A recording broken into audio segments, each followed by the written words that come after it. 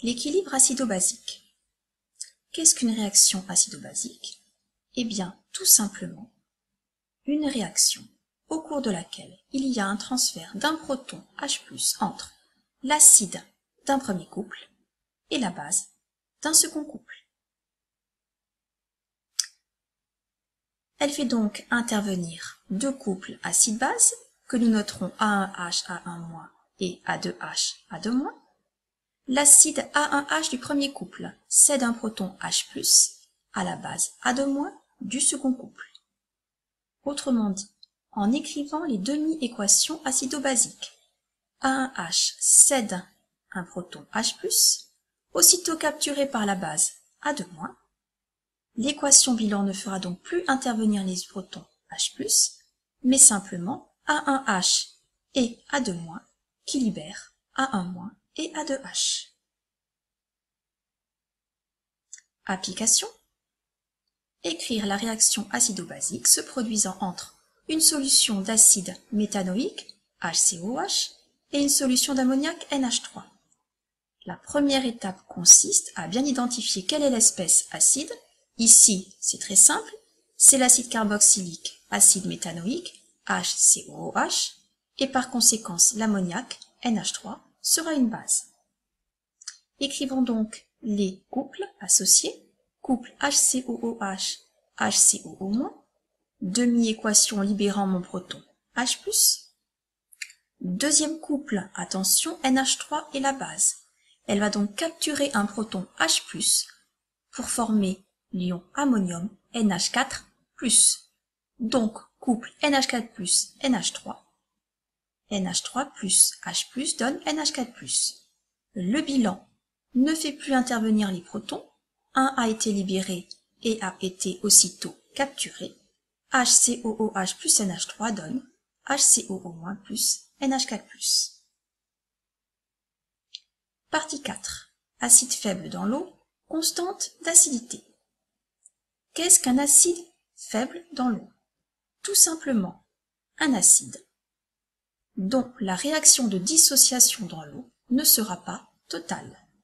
Réaction qui s'écrira AH plus H2O donne sens 1 et sens 2 A- plus H3O+. Il s'agit d'une réaction équilibrée. Un exemple à retenir, c'est celui des acides carboxyliques, RCOOH. Qu'est-ce maintenant qu'une base faible? Eh bien rien d'autre qu'une base dont la réaction de dissociation dans l'eau n'est pas totale. Réaction de dissociation qui s'écrira A- plus H2O donne AH plus HO-. Couple AH1-, couple H2O HO-. Deux exemples à connaître, l'ion carboxylate RCOO- et les amines RNH2 qui seront des bases faibles et formeront des ions RNH3+. Maintenant, cas particulier des acides dits alpha-aminés. Pourquoi alpha-aminés? Puisque le carbone qui porte la fonction acide carboxylique, C double liaison O, OH, porte également une fonction amine, NH2. Cette fonction acide va pouvoir céder un proton H+, à la base NH2. Perte d'un ion H+, formation de l'ion carboxylate, gain d'un ion H+, formation d'un ion ammonium.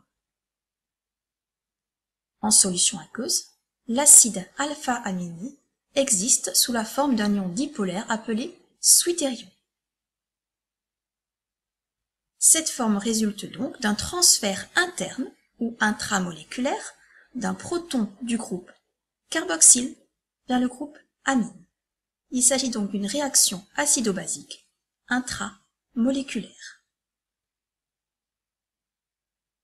Grandeur caractéristique d'un couple acide-base, c'est le pKa ou encore la constante d'acidité.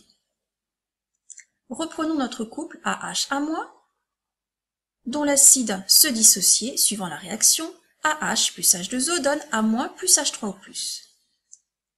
nous allons pouvoir associer à cette réaction une grandeur appelée constante d'acidité et notée Ka. Il s'agit d'un quotient. Ka égale concentration en ion A- fois concentration en ion H3O+, divisé par concentration en acide AH, où les concentrations seront exprimées en mol par litre.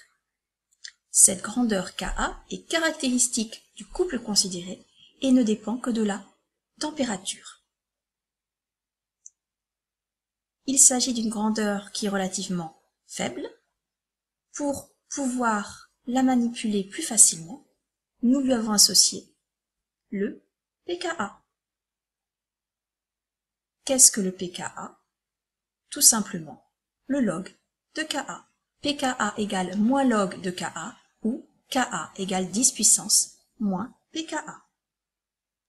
Nous verrons que ce pKa permet de classer les acides suivant leur force. Merci de votre attention.